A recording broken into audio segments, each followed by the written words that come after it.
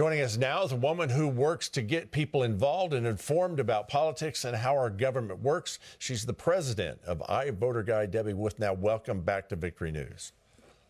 Glad to be here. There's a procedural vote going on this morning in the Senate on the Lake and Riley bill, just reported on. Do you think this could end up being the first bill that Donald Trump signs into law in his new administration?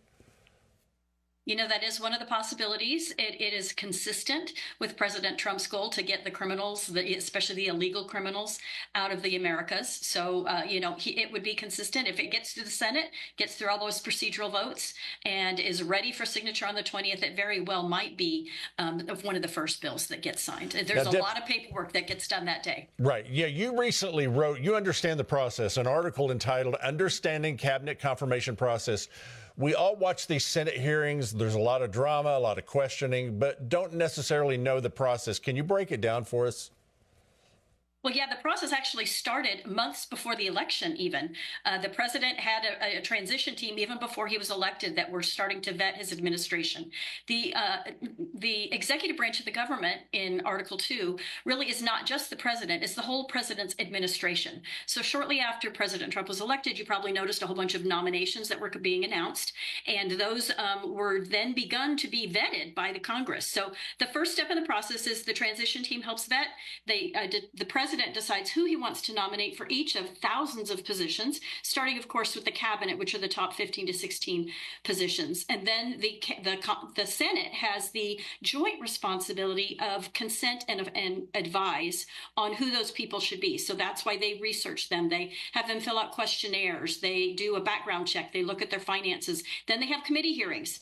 And that's how they're vetting those candidates. Then once the president takes office, he will officially nominate them. He can't officially nominate them until he is the president. That will be that flurry of paperwork after he swears in. Then the committee will then vote to recommend him. It'll go to the Senate floor for confirmation, and then they can officially become into that position. Okay, you wrote an article that's available on iVoterGuide.com entitled Listening to John Quincy Adams.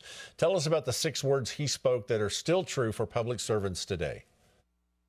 Well, his famous quote that you've heard many times, we use it at iVoterGuide all the time, is duty is ours, results are God's. So it's our responsibility to be good stewards of everything God gives us, our responsibilities in our family, in our churches, in our government. So as a citizen of America, our responsibility is to participate, to be informed, to know the issues and the policies that are going on, and then participate, make our voice heard. So iVoterGuide is there to equip us to do that part by researching candidates, by educating voters on the policy. How does government work?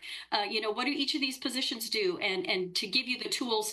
And as well as when it's time to vote, iVoterGuide creates voter guides. We're monitoring all of these special elections that are going to happen that are created by these administration posts. So iVoterGuide.com is a great way to stay informed, to be educated, to be equipped, to be a good steward of your citizenship.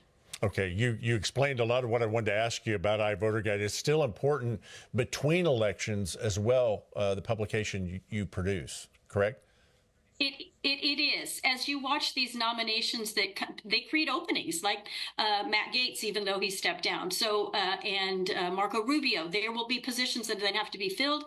Those become elections, and those are special elections. Unique opportunity to make a difference because not very many people vote in them. It's frequently less than 10% of voters who vote, and we need to give them the information. iVoterGuide is doing that research, vetting those candidates, giving the voters the information on where they stand, what they believe in policies, what do they do with their money, do they share our biblical values? It's right there. It's right on the bottom right there, iVoterGuide.com.